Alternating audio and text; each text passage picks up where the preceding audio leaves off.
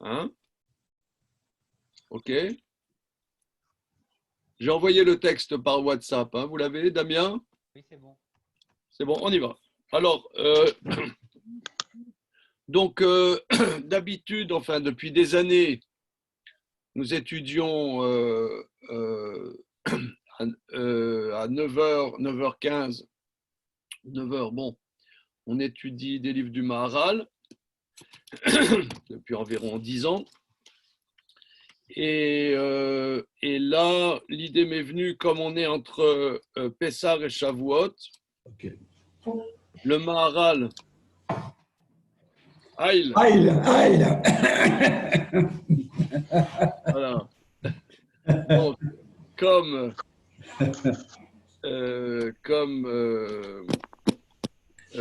on est entre Pessah et Shavuot, le Maharal a écrit un livre sur Shavuot, c'est le Tiferet Israël.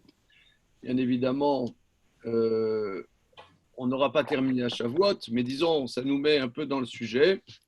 Donc, le Maharal a une hauteur de vue très, très exceptionnelle. Il prend les choses avec un recul, un relief énorme. Donc, il a une analyse chapitre sur chapitre. Qu'est-ce que c'est les commandements de la Torah? Pourquoi Dieu nous demande des commandements et pas comme, par exemple, tu parles avec des gens d'autres traditions, ils te disent oui, qu'est-ce que Dieu me demande? C'est d'être bon, d'être droit, d'être honnête, de penser au prochain, etc. Ça, vous parlez avec tout le monde. Or là, dans la Torah, ça c'est pas dans ces termes-là du tout que ça s'exprime. Donc, il a écrit un livre. Pourquoi c'est comme ça? Voilà. Alors, on va découvrir ensemble. Je préfère faire un travail en commun. Un travail en commun. Je trouve que c'est plus.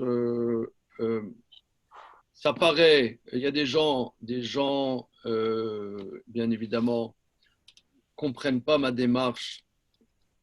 Je l'explique. Je dis pas que c'est la bonne démarche. J'explique la démarche. Je trouve que c'est plus efficace de faire un travail en commun qu'un travail que j'aurais fait en amont, que j'ai déjà mes idées, etc., mon explication. Je trouve que c'est moins riche. Donc, je préfère découvrir avec vous. Mon expérience me montre que on va plus loin comme ça. Je propose, les gens disposent. Voilà. Bonjour Nicolas. Voilà. On y va. Eric Richon. Alors regardez, je sucre l'introduction, la Ekdema, parce que c'est souvent très, très, très, très, très, très, très abstrait. Les introductions du Maharal à ces livres sont très, très, très, très, très abstraites, longues et abstraites. Alors, j'ai peur qu'on s'enlise, donc je préfère commencer au premier chapitre.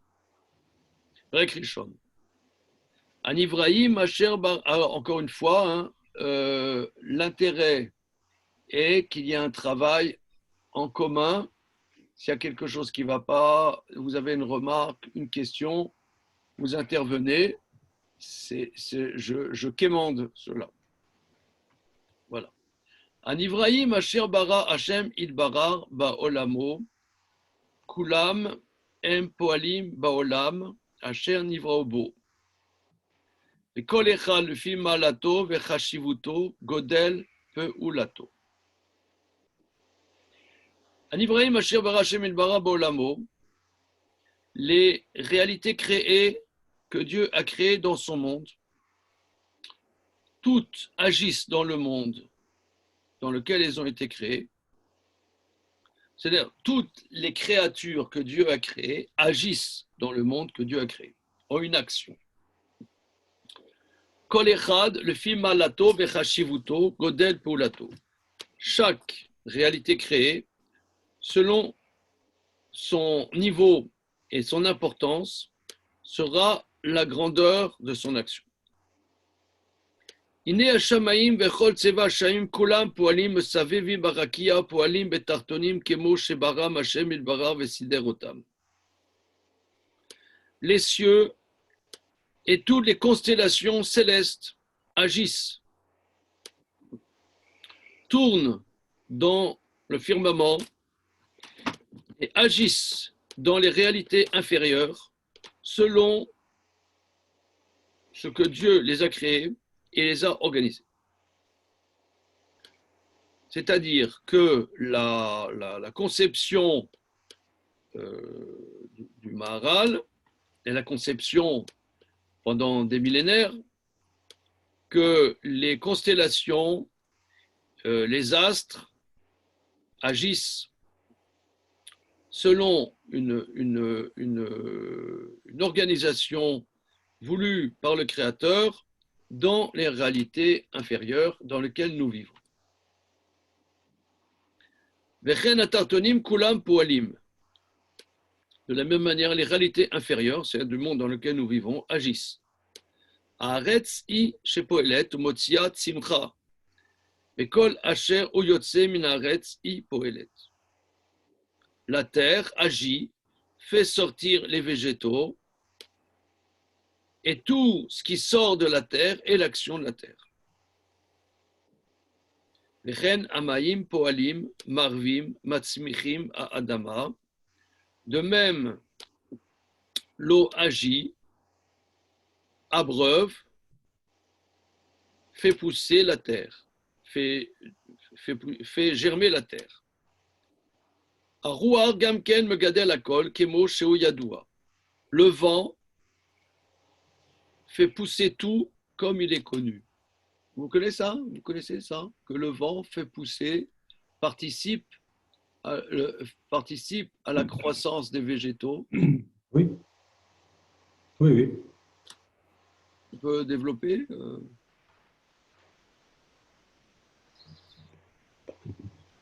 Non, ça s'arrête là. Monsieur Damien, là, qui a la campagne. En fait, le vent permet au pollen de se disséminer. Voilà, je sais plus comment on dit. Qui c'est qui a parlé là, qui a utilisé Disséminer. Voilà, c'est pas les abeilles? Non, les abeilles participent. Non, elles participent, mais le vent fait essentiellement le travail. Et donc, ça permet la reproduction des végétaux. Voilà. Oui, ce que vous dites est juste. Mais disons, moi, j'ai vu dans plusieurs livres Oui. que Après, il y a l'oxygène et le. si vous voulez, le vent, il caresse l'arbre. Vous voyez, il y a l'arbre et le vent, il chouchoute l'arbre et ça le fait croître. Bon, ça, c'est à d'autres études, vous avez travaillé sur les 4 éléments. Vous savez, il y a 4 éléments fondamentaux. Il y a le feu, l'air, l'eau et la terre. Hein. Ces 4 éléments fondamentaux. Et le vent, c'est la dimension de la croissance. D'ailleurs, entre parenthèses, le vent, c'est la dimension du mouvement. Et nous qui sommes, par exemple, on bouge pas, moi je bouge pas de la maison pratiquement. Il y a c'est un élément, le fait qu'il manque du mouvement. Le mouvement est quelque chose de vital. Le mouvement est quelque chose de vital pour les êtres vivants. C'est vital. Et ça, c'est l'élément du vent, c'est le mouvement. Ok. Dans Bereshit, Rouar, c'est le souffle. Non, c'est pas la même chose. Oui, non, mais là, c'est le vent. Hein. Là, il dit c'est le vent, ici, oui. Oui, mais c'est. Non, mais ici, On quand peut il pas parle. ne pas avoir une allusion quand même. Non. Là, ici, Il y a un passage dans Bereshit après. Non, cher ami, je vous ai compris. Mais ici, c'est le vent. Je vous ai compris. On est là. Vechen ha'esh kemo achama mechamem ou megadel hakol. De la même manière, le feu, comme le soleil, chauffe et fait grandir tout. Vechen kol balei chayim vechol aminim shebaolam lo letau bara'am. Rak nemar alehem peru urvu milu et haaretz ad shenechal batel. Vakol poalim baolam asher nivraou bo. De même, tous les êtres vivants et toutes les espèces du monde n'ont pas été créés pour le néant. Rak nemar alehem, seulement c'est dit à leur sujet, fructifiez, multipliez, remplissez la terre, de manière à ce qu'il n'y a rien pour rien. Aucune réalité créée n'est vide. Tout agit dans le monde dans lequel ils ont été créés. Kol peula mityacheset el hapoel, ki achamimut asheru peulat haesh mityaches elav. Chaque action est reliée à son agent. Donc vous voyez ici, bonjour Michael, shalom, vous voyez, c'est le langage que nous trouvons toujours dans le Maharal. Pour ceux qui ont un peu de pratique des livres d'Aristote, pour ceux qui ont une certaine pratique des livres d'Aristote, vous n'êtes pas, comment on dit, déboussolé, vous êtes dans votre élément, n'est-ce pas, Arnaud? Oui, je lis tous les jours Aristote. Voilà. Donc là, on est vraiment dans mon élément. C'est le style Aristote. Dans la métaphysique d'Aristote. Aristotélicien, oui. C'est le style d'Aristote, d'accord? Donc, franchement, donc ça, on l'a dit fréquemment, on l'a dit très très fréquemment que nos maîtres ont toujours affectionné ce langage. Voilà. Je ne sais pas pourquoi, mais c'est comme ça. Voilà. Non, donc, toute action est reliée à son agent. La chaleur, qui est l'action du feu, lui est reliée.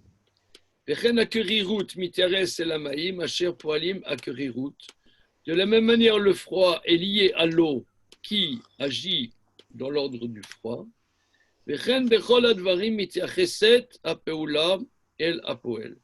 Dans toutes les choses, l'action est reliée à son agent. מעתה, האדם אשר הוא נבדל מכל שאר בעלי חיים מצד הנפש, שנפשו נפש בהמית. רק נפשו נפש שכלית. לא כמו שאר בעלי חיים הטבעיים, שנפשם רק טבעית, מחויב שלא פעולת מתייחסת אל נפשו השכלית האלוקית. והוא לא פעולות שכליות אלוקויות. De là maintenant, selon ces éléments étant posés, l'homme qui est séparé de tout être vivant du fait de son âme, que son âme n'est pas une âme animale, car son âme, il y a un son derrière là, c'est quoi le son derrière un petit peu son.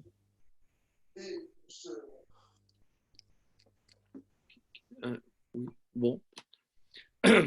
Alors, l'homme qui est séparé de tout être vivant par son âme, que son âme n'est pas une âme animale, mais c'est une âme intelligente. Nefesh sikhlit, lo kemo shaba lechaim ativiim. Ce n'est pas.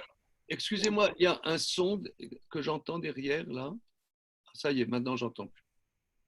Son âme est une âme intellectuelle, pas comme les autres êtres, les êtres vivants naturels. Chez En Nafsham Raktivit, que l'âme des animaux, c'est une âme naturelle. Ça impose que les actions de l'homme soient reliées à son âme intellectuelle divine. Donc, ces actions soient intelligentes, divines. Alors, regardez le raisonnement. Je reprends de manière à ce que le raisonnement soit clair. Que toute réalité créée dans le monde agit dans le monde. Toute réalité créée dans le monde a une action spécifique qui lui est relative. Et il a détaillé plusieurs choses. Donc, l'humain qui est séparé de l'animal par son nefesh. Nefesh, on va traduire par âme. On va traduire par âme. Donc, l'homme a une dimension vitale qu'on va appeler âme, qui est structurellement différente de l'âme animale.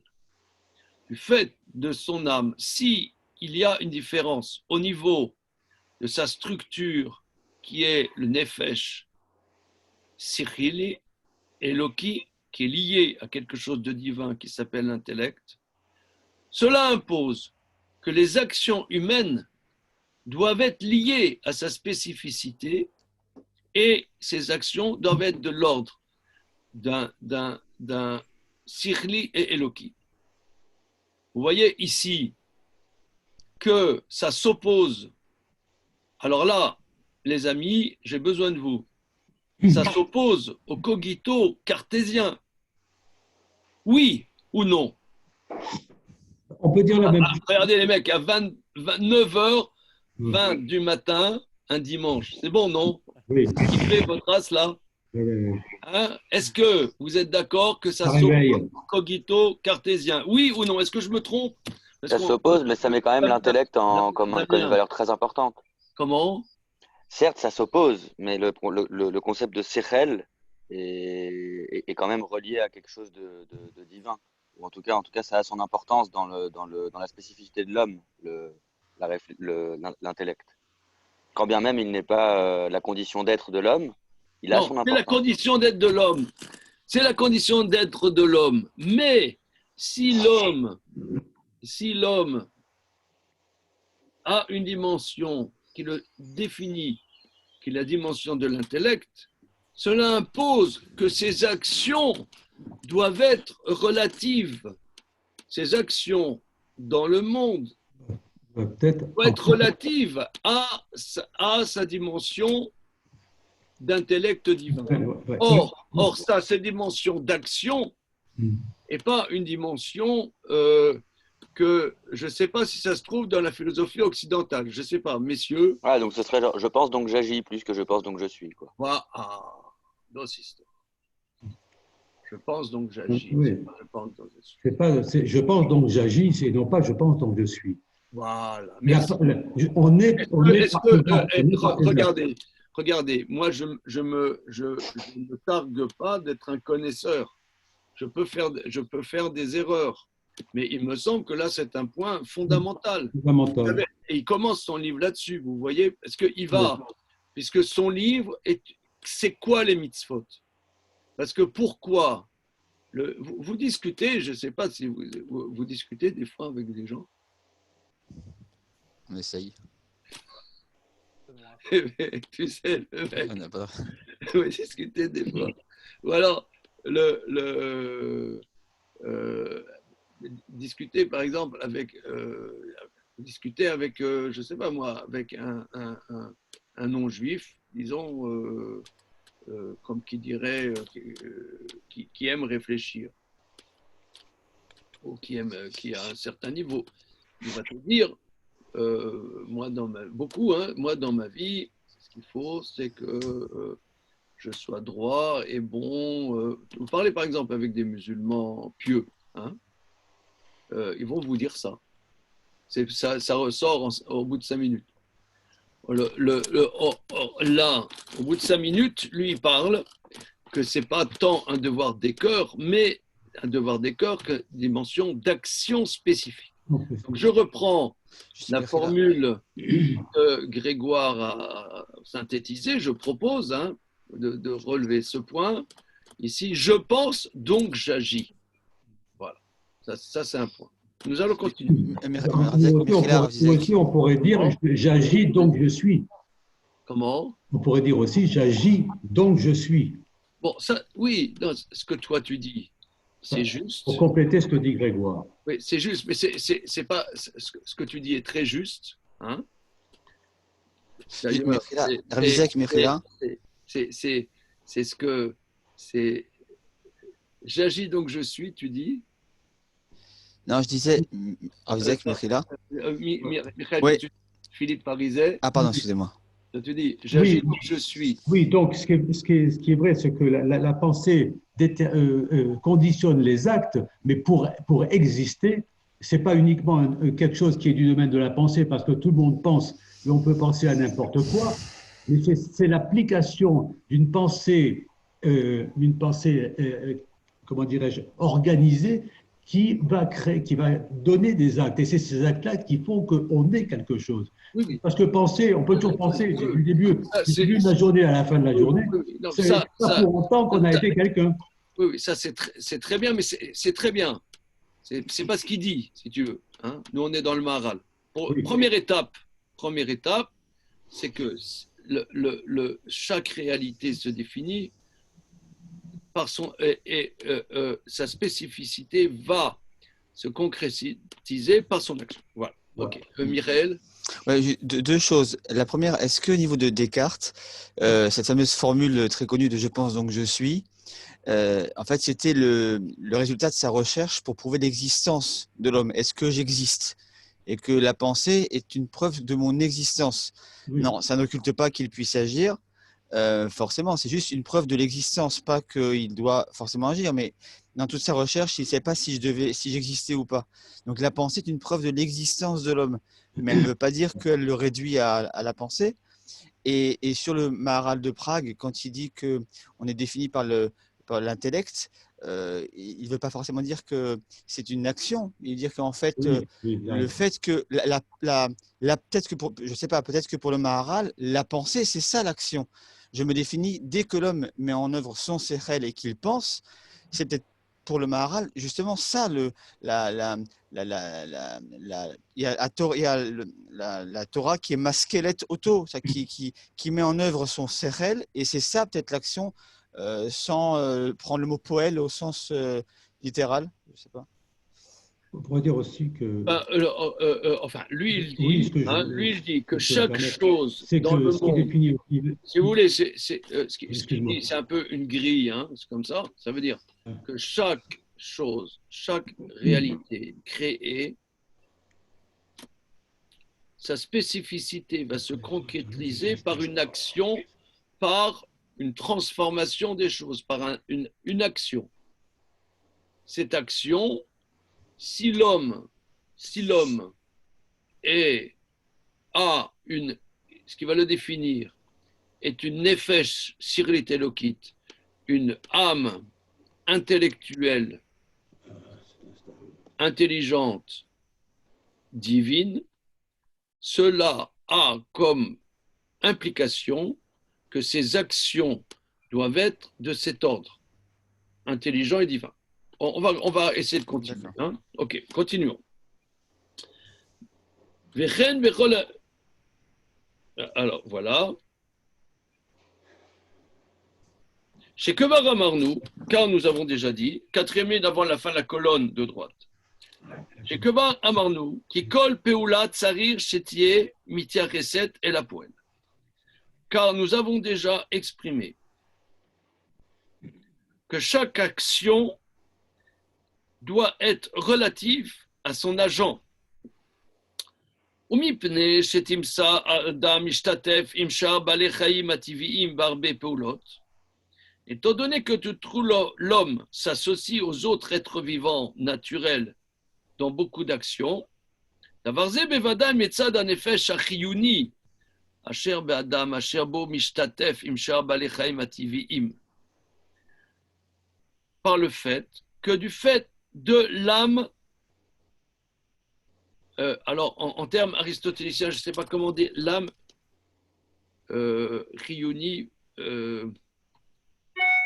vivante, je ne sais pas comment on dit en bon langage aristotélicien. Vital, peut-être. Comment? Vital.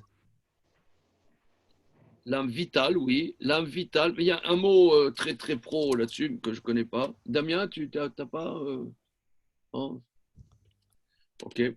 Que ces choses-là, du fait de l'âme vitale, qui se trouve dans l'homme s'associe aux autres êtres vivants naturels. Aval yefshar shelo yu lo peulot gamken mityachsim et nafsho asirlit ailokit kilo igara kocho. Mais il est impossible que ne soit pas relatif à l'homme des actions qui se relient à son âme divine, intellectuelle divine, car on ne peut pas dire qu'il est une déficience. Si vous voulez, structurellement, on ne peut pas dire qu'il est une déficience, qu'il est lié, il y a des choses communes. Il mange, il boit, il dort, il digère, ça c'est commun. Maintenant, oui, c'est commun aux animaux aussi. mais la dimension divine qui est chez l'humain, la dimension intellectuelle divine chez l'humain, tu ne peux pas dire qu'elle va se limiter à la dimension de manger, boire et dormir. Ça, c'est les Donc, animaux. il faut trouver des actions qui sont relatives à sa définition, qui est son âme intellectuelle divine. Ima chez Adam ou Banaï, Naga, Osem Lacha, Afia, Vabishul, Kelgetse, Bazem, Etikun, Abegadim, chez Vadaï, Afki, Dvarim, Elu, Tzririm, Lo, Nefesh, Sichlit. Miu, Arev, Li, Shadavar, Aze, ou Metzat, Shlemut, Shebo. Regardez ici, c'est très intéressant. Ce que l'homme est, par exemple, est maçon, ou bien menuisier, ou bien il est boulanger, ou bichoul cuisinier, ou bien de tikkun abegadim, ou bien qu'il fait des habits.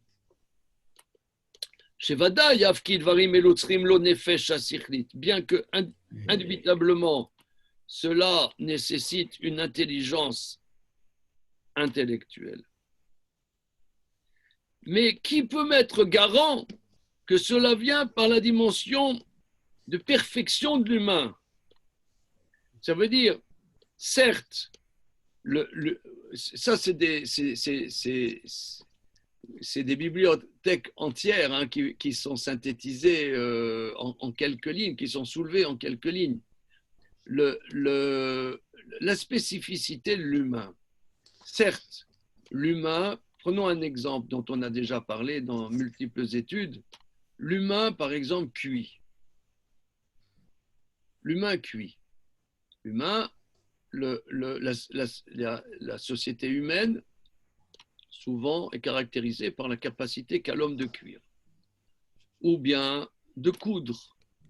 Certes, on va trouver, il y a quelques animaux, une espèce sur Terre qui cuit, une espèce sur Terre qui coud. Mais l'humain transforme, comme on appelle, c'est très intéressant parce que ça fait référence à tout un univers de pensée philosophique. Vous savez, il y a une centaine d'années, il y avait un penseur en France qui s'appelle Bergson. Oui. En l'occurrence, il se trouvait qu'il était juif, mais bon, lui, il ne la ramenait pas qu'il était juif, mais bon, il était juif en l'occurrence. Bergson. Si je ne m'abuse, j'ai un petit peu creusé la question. Lui disait que c'est très intéressant parce qu'il a développé des choses. Il ne ramenait pas du tout qu'il était juif. D'ailleurs, il a été surpris quand il y a eu, parce qu'il est mort, je ne sais plus en 40, je ne sais pas combien.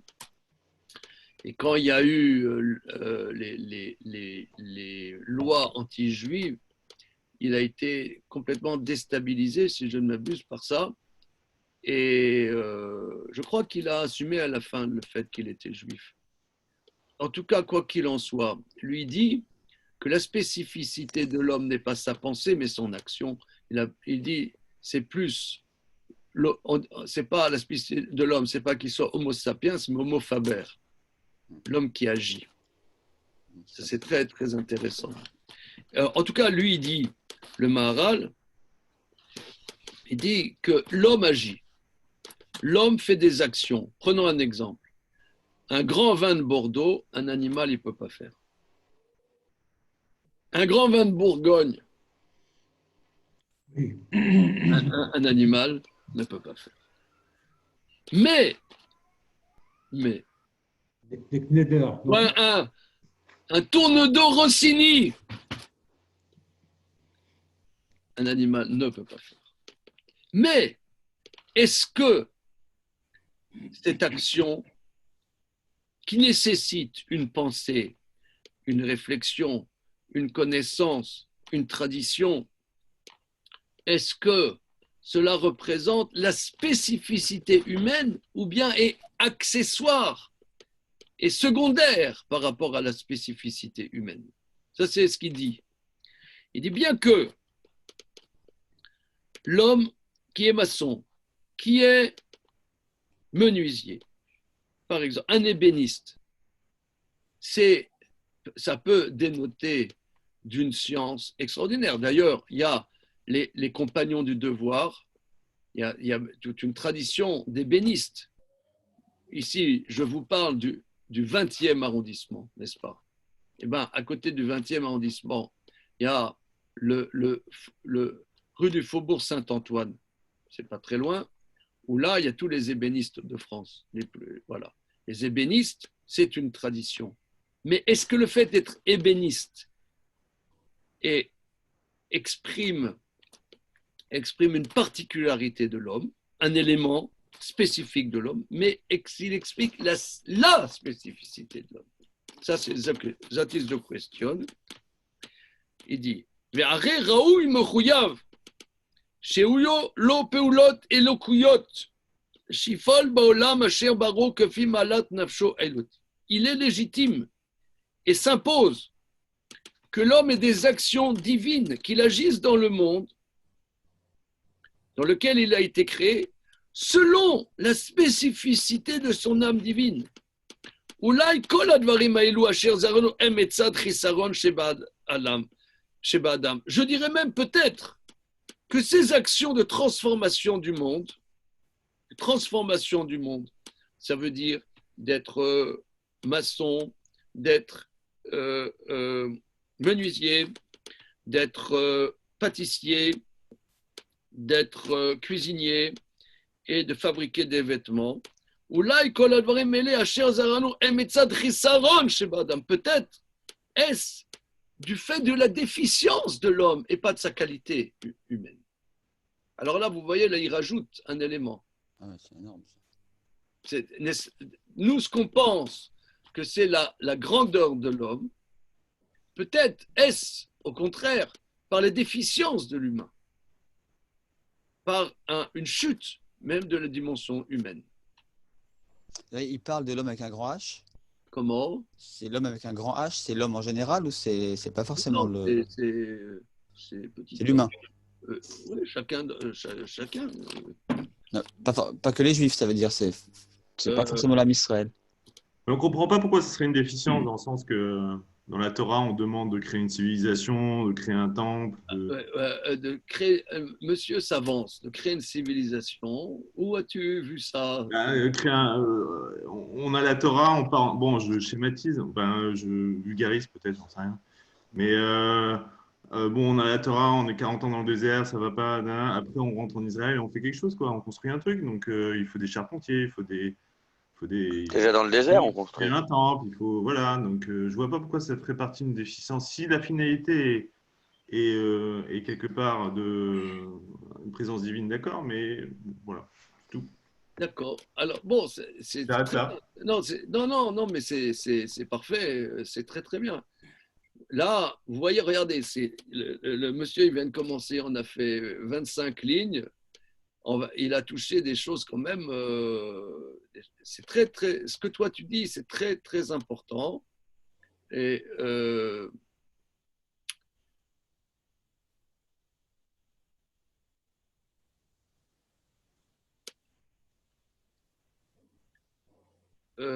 comment dire, regardez, on va continuer. On peut faire un petit arrêt sur image. Je rajoute quand même un petit point par rapport à la remarque d'Arnaud, remarque très intéressante.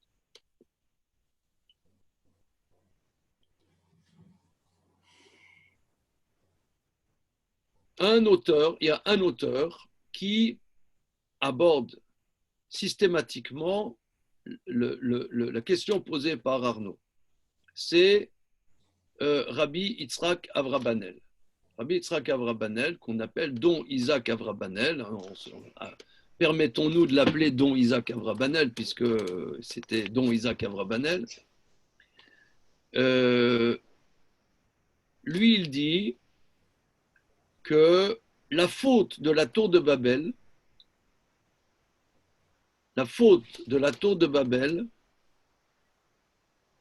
était le fait qu'ils avaient un projet d'urbanisme.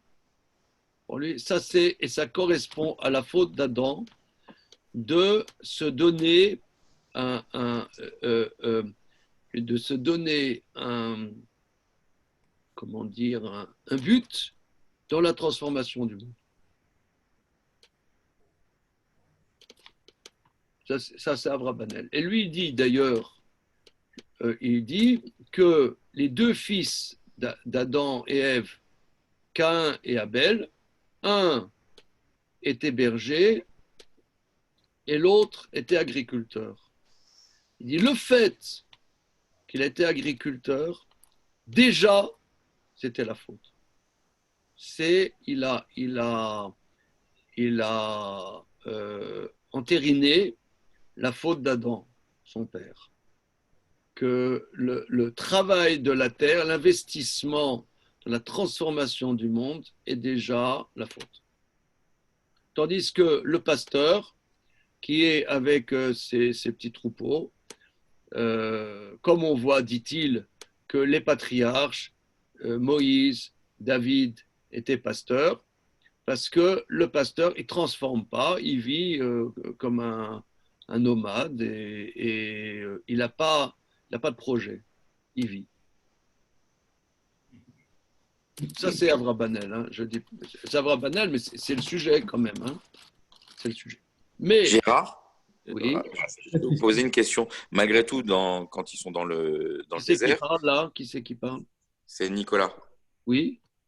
Il y a bien la construction du Mishkan. On va choisir les meilleurs artisans pour pouvoir fabriquer le Mishkan, faire les petits ornements en or, faire il y a bien un travail de transformation de la matière qui nous est demandé fortement. Alors, ça c'est très bien. Et d'ailleurs, Arnaud Leroy vient de le dire il y a quelques minutes, la même chose, mais il y a le tabernacle. Ok. Alors, c'est un débat, justement, c'est un débat dans les commentateurs. Certains disent, et c'est la démarche de Rashi d'ailleurs dans la Torah, c'est l'option de Rashi dans la Torah, que l'ordre de construire le tabernacle est le lendemain de Yom Kippour en tant que réparation de la faute du veau d'or. Mais s'il n'y avait pas eu un niveau théorique où il n'y aurait pas eu la faute du veau d'or, il n'y aurait pas eu le tabernacle. Et de la même manière, mais je ne vais pas insister là-dessus parce que je préfère qu'on fasse du Maharal, hein, on avance dans le Maharal. De la même manière, les kabbalistes disent que les 39 travaux de Shabbat, interdits Shabbat, c'est-à-dire que nous, 6 jours on travaille et il y a Shabbat.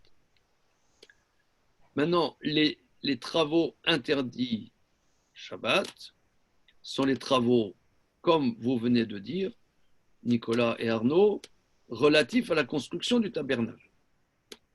Et les kabbalistes disent que chaque travail correspond à un élément de la faute d'Adam.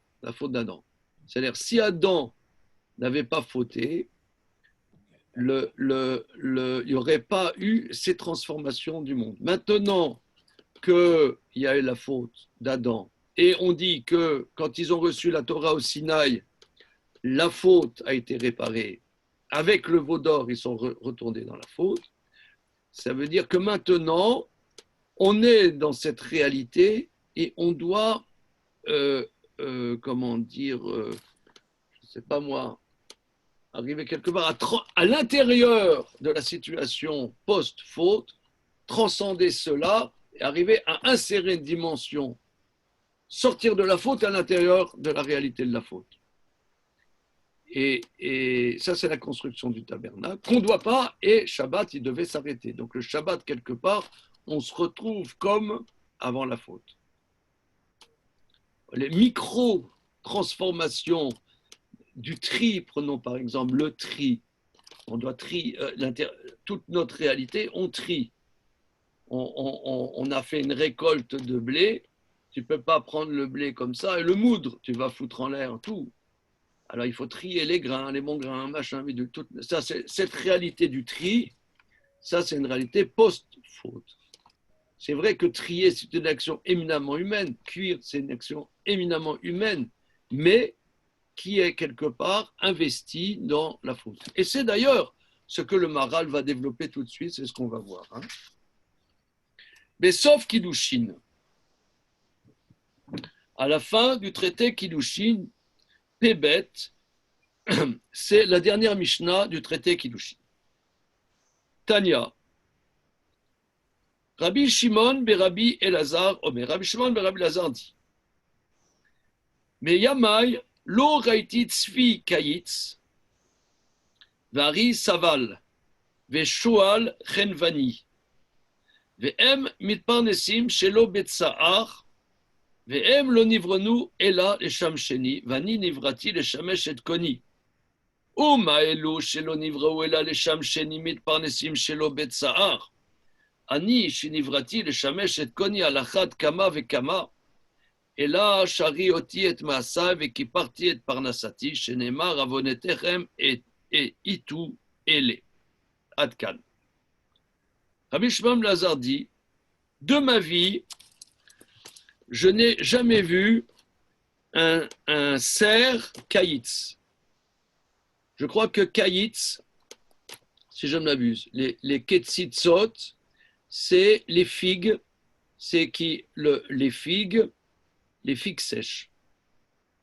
C'est-à-dire que je crois que kaïtz, vous savez, l'été, ça s'appelle kaïtz en hébreu, parce qu'on cueille les figues et on les fait sécher, et il y a un protocole comment faire pour bien les faire sécher. Donc c'est ça le travail. C'est un travail dans les pays du Moyen-Orient, on voit ça. J'ai jamais vu un cerf qui fait ce travail. Harry Saval, j'ai jamais vu un lion déménageur. Les déménageurs, ouais. Un lion qui Saval, manutentionnaire, voilà. J'ai jamais vu un lion manutentionnaire, Shoal Renvani, et un renard commerçant, j'ai jamais vu. Et eux, ils se nourrissent sans labeur, sans souffrance. Ça veut dire les animaux sauvages. Ils déambulent dans la forêt, etc. Ils ne transforment pas le monde. Ils se la jouent. Bon, des fois, ils n'ont rien à manger, mais disons qu'ils n'ont rien à manger, ils meurent. Mais ça veut dire ils déambulent, ils voient le lion, une gazelle, il attrape la gazelle et puis on passe à autre chose. Mais il ne va pas faire bac plus 5 d'attrapage de gazelle, quoi. Hein. Et diplôme, le lion, tu vois, avec son attache à caisse, qu'est-ce que tu vas faire avec son ordinateur portable? Qu'est-ce que tu fais? Oui, j'apprends à attraper les gazelles. Oui, non, pas du tout. Et il se la fait nature. Or, eux, ils n'ont été créés que pour mon service. Et moi, j'ai été créé pour servir mon Créateur. Et si déjà eux, qui n'ont été créés que pour mon service, ils se nourrissent sans labeur, moi, qui ai été créé pour servir mon Créateur, raison de plus que ma parnassa, ma subsistance, elle devrait être naturelle, elle ne devrait pas être de manière par un investissement particulier. Et là, chez Arioti et Maasai, mais j'ai abîmé mes actions et je me suis fait perdre ma source de subsistance. Comme dit le verset, ce sont vos fautes qui vous ont avonotechem itou. C'est vos fautes qui vous ont tordu. Adkan. Donc ça veut dire que ici, la question très importante de la parnassa, la question de la parnassa, de la source de la subsistance, est une question fondamentale. Si ce n'est, je ne dirais pas la question fondamentale, mais c'est une question fondamentale. Comment gagner sa vie? Or là, on voit que les animaux qui ne sont pas là, un but en tant que tel, mais l'homme est le cœur de la création, l'aboutissement de la création, selon notre tradition, bien évidemment. Évidemment, dans la pensée occidentale, c'est depuis, comment dire, quelques centaines d'années, c'est comment dire, mené à mal cette notion. Mais en tout cas, dans notre tradition, l'homme est le summum de la création et toute la création est pour l'homme. Et néanmoins, il y a un paradoxe. C'est que l'homme, il doit s'investir pour quelque chose qui n'est pas le but de ce pourquoi il est créé. Donc ça, c'est quand même un problème. C'est un problème. Ce qui est étonnant, c'est qu'on a oui. que, du coup, J'entends pas bien. Ah. Ce qui est étonnant, vous entendez? Non, on entend. Moyen. On n'entend pas. Ce qui est étonnant, je trouve, c'est que du coup, on a l'impression que la spécificité de l'homme, à la base, c'est de pouvoir fauter. Ça le distingue. Oui, c'est pas mal. Et lui, on a l'impression que son intellect, ça lui permet de fauter, de s'éloigner du chemin. C'est intéressant.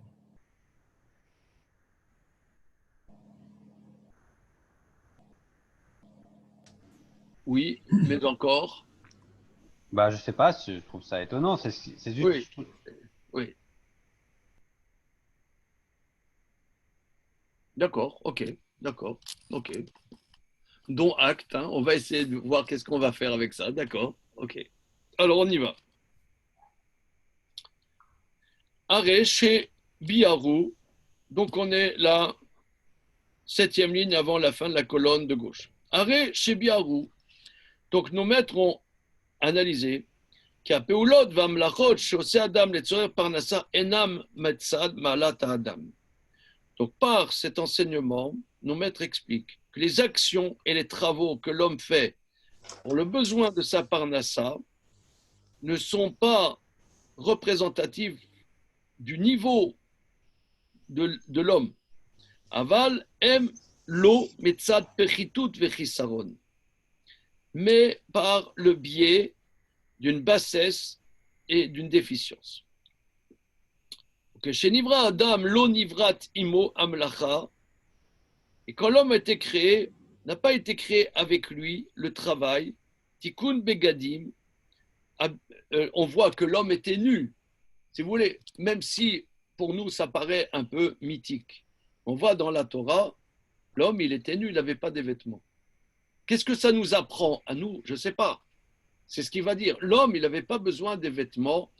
Il n'avait pas besoin de vêtements. Rav, juste dans les sociétés primaires, il y en a encore sur Terre, il y a des sociétés tribales où l'homme est quasiment nu, il n'y a pas de tikkun sur les begadim, où ils chassent, ils vivent de la chasse et de la cueillette.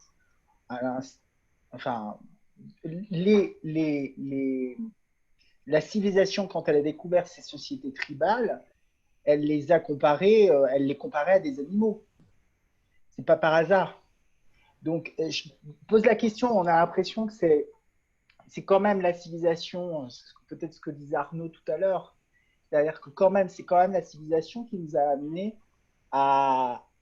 aussi à cette réflexion-là, à ce moment-là. Une grandeur Le humaine. Maharal, il peut réfléchir parce qu'il est le fruit de cette civilisation. Ok, d'accord. Même les sociétés très tribales, ils ont quand même la notion de vêtements, il me semble quand même. Pas tous. Même s'ils sont pas autant Pas habillés tous. que nous, je Pas sais pas tous. s'ils sont vraiment nus, quoi. Hein. Non, il y a vraiment des sociétés tribales qui sont vraiment nues.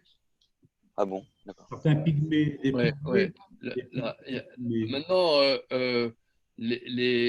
ça veut dire comment dire, les anthropologues, ils vont dire, mais ils ont quand même un fil oui, quelque part. Le fil ils ont un fil, tu vois. oui, et un étui pour le, Voilà, pour le membre, hein, par exemple. et un étui Ils pour ont la notion de pudeur.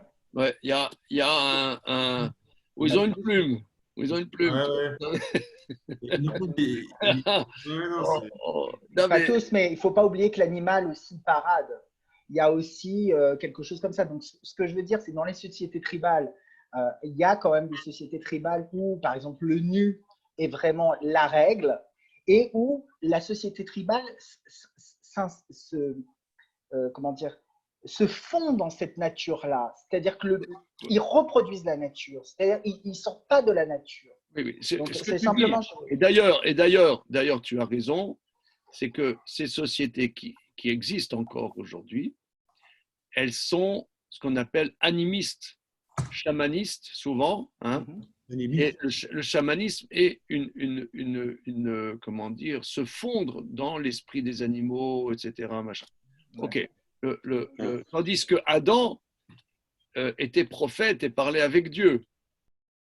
Donc ici, notre référent c'est pas une tribu, une tribu animiste, mais notre référence c'est Adam. C'est Adam Adam dans le jardin où il était l'interlocuteur du Dieu créateur et pas des esprits des bisons. Hein, ok, on va continuer. C'est très intéressant. Vous voyez, c'est toujours très, très, très riche. Alors, que chez Nivra Adam, l'onivra timu amlacha vetikun begadim, lorsque l'homme a été créé, il n'a pas été créé avec le travail, arranger les vêtements, il était nu, la construction des maisons, Rag Bedgan Eden, Aya, Belod, Varimelu, il était dans le jardin de délices, sans ces choses. Vimken, on va passer à la page d'après. Vimken, Enelu apeulol le Adam etzad hashlemut, shelo nimsa bebale chayim. Donc ces actions n'est pas par sa grandeur, sa perfection, qu'on ne trouve pas dans les êtres vivants. Elu apeulot. On ne trouve pas ces actions de faire des habits, de faire des maisons, etc.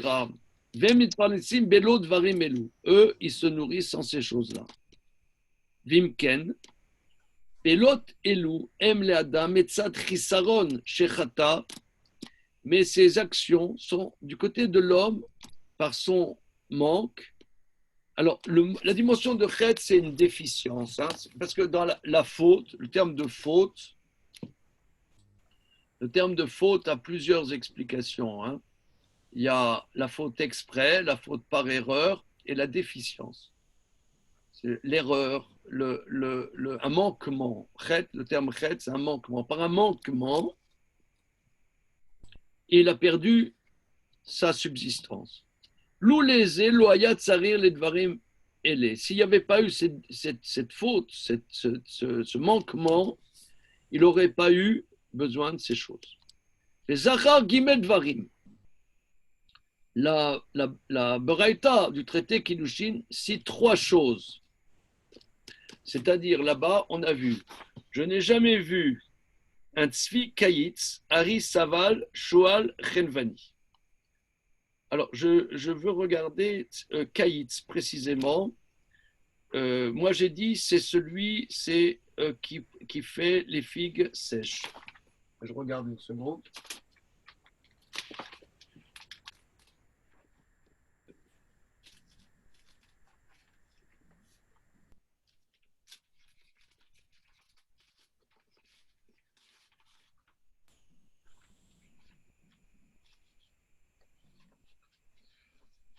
traité Kiddushin. Une petite seconde.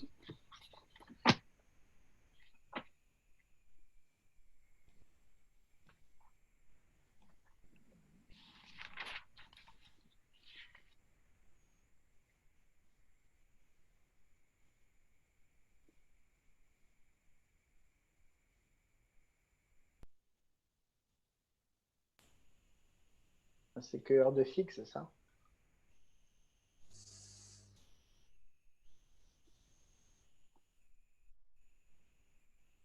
Je crois que c'est les faire sécher. Comment? J'ai entendu. Non, non, rien. Caïd, vous dites que c'est les faire sécher les figues, c'est ça? C'est ce que moi j'ai dit. Hein. Ce que Rachid ramène. Rashi, Svikaitz. Oui, c'est ça. Meyavesh Ketsiot. Il fait sécher des figues. Rashi dit là-bas, à la fin du traité Kiddushin. Voilà, il fait sécher des figues. Alors, le Maral dit, je regarde l'heure, excusez-moi. Ça va, c'est bon. Alors, Zachar Gimel Varim. Rabbi Shimon ben Lazar cite 3 choses. Car dans l'homme, il y a 3 dimensions. Agouf, Anefesh, Vasechel. Il y a le corps, la dimension vitale et l'intellect.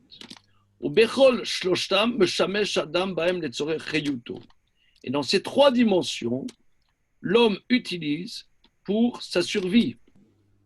Vamar, kien shlemut adam bema shu meshamed letzorech parnasato, en begufo, en benafsho, en besichlo. Or, ce que nous enseigne cet enseignement, que la grandeur de l'homme ne réside pas dans son action pour sa parnassa, pour sa survie, ni dans son corps, ni dans sa vitalité, ni dans son intellect. Le lion, il a un corps fort, comme on sait bien qu'est-ce que c'est un lion. Tout le monde sait qu'est-ce que c'est un lion.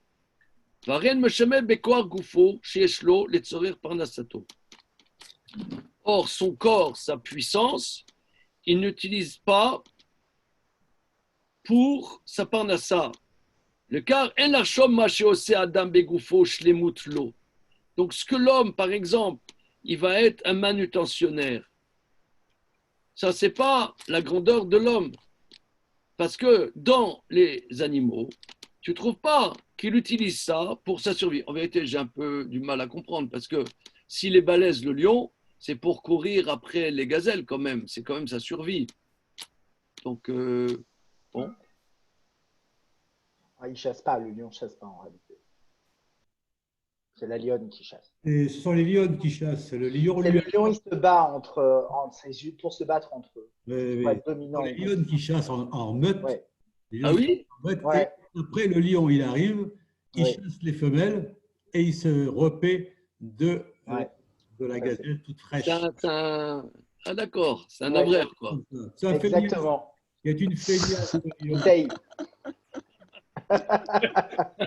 Voilà. Il laisse travailler sa femme. Il fait bosser les gens. Et quand elle rentre, il récupère la part. Ça va, Mickaël. Elle est bonne. C'est Voilà. normal. Et lui est Mishtamesh. Enfin,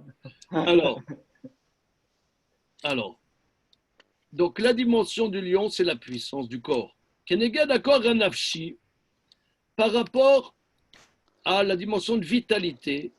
Chatenoua imanen nefesh. Le mouvement, c'est ces dimensions de vitalité que tu trouves chez le cerf. Chez Yeshlo, meirut atenoua meod.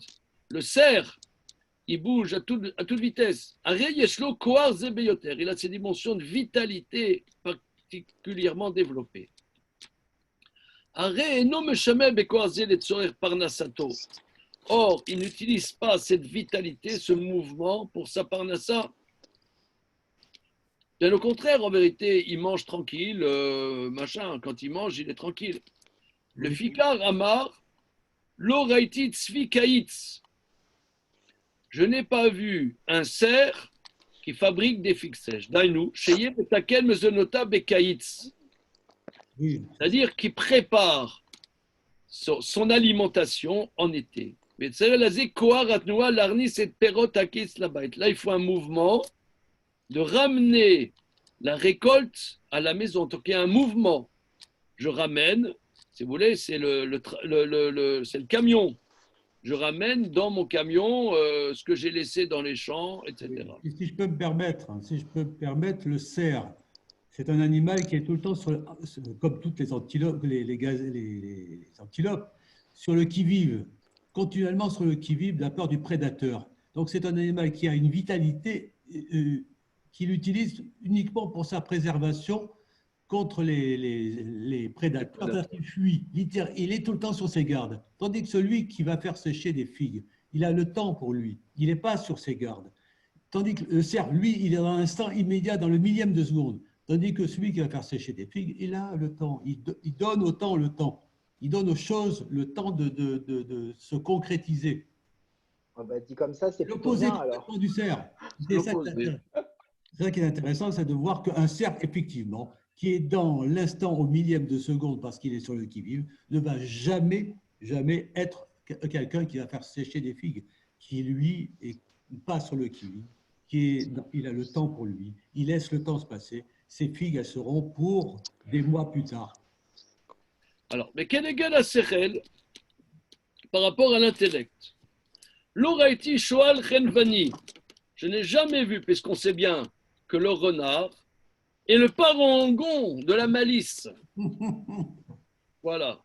L'oraiti shoal chenvani. Je n'ai jamais vu un renard commerçant qui a shoal azé. Par contre, j'ai vu des commerçants qui sont des vrais renards. Des renards, oui. Hein? Bon, mais qui a shoal azé, yeshbo chorma mikol chayot asade. Il a plus d'intelligence que tous les animaux des champs. Il n'utilise pas, si vous voulez, par la transformation du monde. C'est ça, le point, c'est la transformation. C'est vrai qu'il utilise quelque part sur sa survie, mais pas dans la transformation. C'est la survie, bien évidemment. Le lion, le cerf et le renard, ces trois qualités, ils les ont pour leur survie, mais pas pour la transformation. C'est le problème de la transformation du monde qui est la problématique. Petite question, pourquoi le Maharal il n'en parle pas comme ça en ces termes? Parce qu'il dit la parnassa. En fait, on a l'impression que la parnassa, c'est quelque chose qui n'est pas vital. Que c'est quelque chose qui est justement la différence entre l'animal qui va faire des actions pour quelque chose qui est vital, alors que l'homme, il fait des actions pour quelque chose qui n'est pas vital. C'est ça la partie. Non, c'est vital, évidemment. Comment dire, l'homme ne mange pas cru. Il mange pas. Il y a tout un travail. Il y a tout un travail. Regardez, on va essayer de continuer. Il dit qui a chaud à la voilà.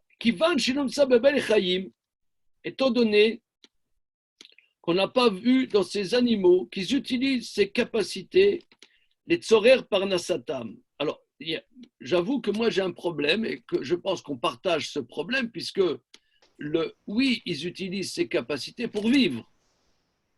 Pour vivre. Enze metzat shlemut adam. Alors il dit Imken, mashadam. Mais donc, ce que l'homme agit, Bekoar Goufo, par la force de son corps, Zeatapo, la sueur de son front, Nosé Massa Gadol et Sœur Parnasato, il porte des grands fardeaux, c'est-à-dire le manutentionnaire. Enze Metzat, si vous voulez, la dimension du manutentionnaire, on ne la trouve pas chez l'animal. Enze Metzat Shlemut Adam, ce n'est pas par le fait de la grandeur de l'homme. Cette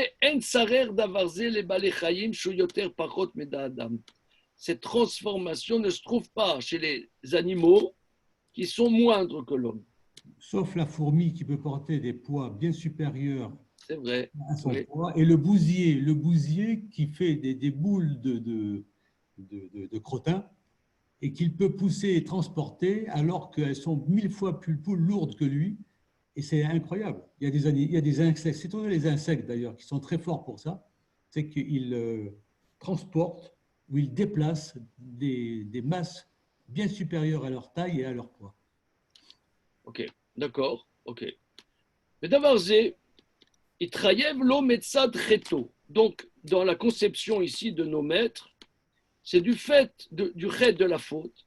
Chez l'adam manoar begoufo bayom ved balayla. L'homme n'a pas de repos dans son corps, jour et nuit. Rak arar parnasato katsvi. Il court après sa parnassa comme un cerf. Ou meshamesh lazé koar nafshi shelo, et il associe pour sa subsistance cette force vitale. Venze metzad ashlimut. C'est pas par le fait de la perfection. Charé l'omnissa ze baba lachaim shem lemata memeno. Donc de nos débats, il ressort, si vous voulez, qu'il ne faut pas prendre. Il y a évidemment, comme tu viens de dire, Philippe Parizet, des éléments qui sont contradictoires complètement avec cet enseignement de Rabbi Shimon ben Elazar. On trouve, oui, chez les animaux. Mais ce qui veut dire, c'est que chez l'animal, il y a une dimension de naturalité. Et cette naturalité ne demande pas un effort, un investissement. C'est sûr que le lion, le renard, pour vivre, ils doivent être rusés, ils doivent être forts, ils doivent être balèzes, bien évidemment. Mais il n'y a pas cette dimension d'apprentissage, cette dimension d'investissement. Cet investissement, cet asservissement, quelque part, n'est pas de l'ordre de la grandeur de l'homme. C'est une déficience. Comme ça, la grille de lecture de nos maîtres, c'est une déficience chez l'homme.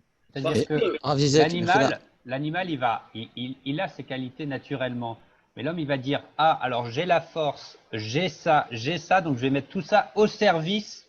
Il va prendre tout ça, il va les mettre au service pour gagner plus, pour faire ça.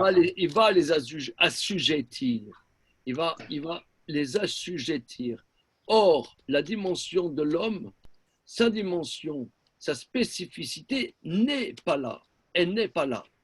Mais Alors, pourquoi ne pas dire Excusez-moi, j'aimerais qu'on termine ce paragraphe, parce qu'on n'a pas une étude quantitativement infinie. Qualitativement, elle est infinie. Mais au niveau quantitatif, on va essayer de terminer ce paragraphe. Ce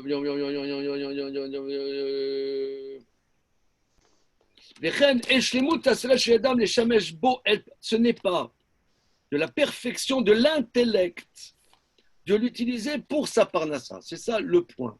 L'utiliser pour sa parnassa. La parnassa, l'animal, la parnassa chez l'animal est, si vous voulez, linéaire. Il y a une dimension linéaire chez l'animal. Chez l'humain, c'est un investissement. C'est ça, cet investissement, cette construction chez l'humain qui n'est pas linéaire. Ça, c'est pas puisque la parnassa est quelque chose chez l'animal, si vous voulez, se trouve à un niveau premier. C'est sûr qu'il faut qu'il court, c'est sûr qu'il faut qu'il se batte, mais il faut qu'il soit rusé. Mais c'est quelque part, c'est linéaire. Ça, c'est la parnassa. Chez l'humain, un investissement au niveau de la parnassa, c'est une énigme. Cette énigme, comment ça se fait? D'ailleurs, je suis pas non plus connaisseur, mais il me semble que les Grecs anciens disaient la même chose, que les philosophes, l'humain doit être le philosophe et doit avoir des esclaves qui doit s'occuper de toutes les activités du monde. Tellement que d'après ce que j'ai lu, par exemple, la transformation du monde ne fait pas partie des sciences grecques. Dans les sciences grecques, il y a la philosophie, les mathématiques, la poésie, la musique, mais il n'y a pas l'ingénierie. La physique, la chimie ne fait pas partie des sciences.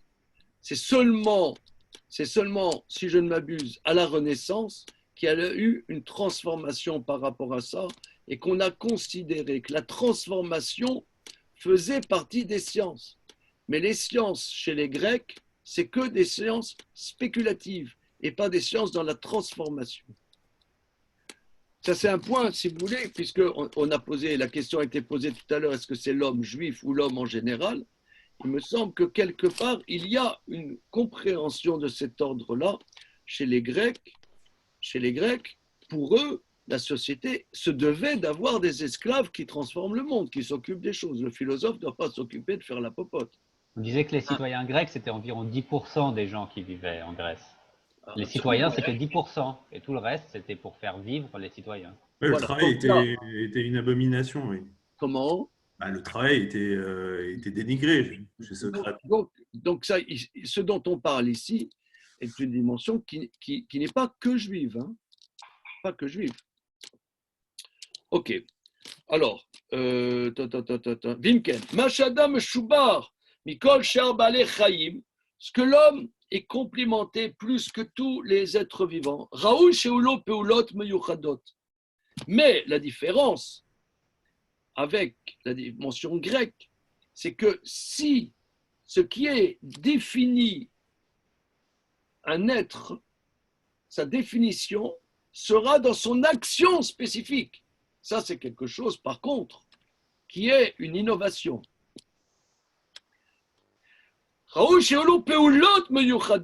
C'est légitime qu'il ait des actions qui correspondent à sa grandeur. Donc, ce n'est pas légitime que les actions, la transformation pour la survie, soit ce qui correspond à la grandeur de l'homme. C'est un manque, une déficience. Parce qu'il est fait déficient. Le tkar tsarir lechol advarim alu. Que varbernu qui yefshar shelo yu ladam peulot asherem mitzarsim en nafsho. C'est impossible que n'ait pas à l'homme des actions qui correspondent à la particularité de son âme, qui est une âme divine. Vimken ishara sheela. Donc reste la question.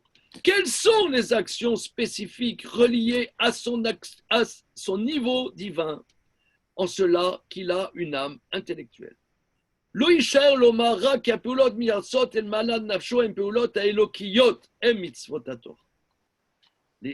ne nous reste plus qu'à dire que les actions qui relèvent du niveau de l'âme supérieure de l'homme divin, ce sont les commandements de la Torah.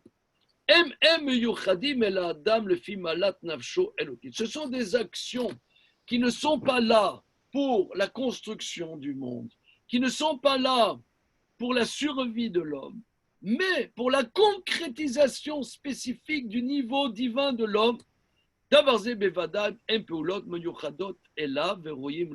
Ce sont les actions qui correspondent au niveau supérieur de l'homme.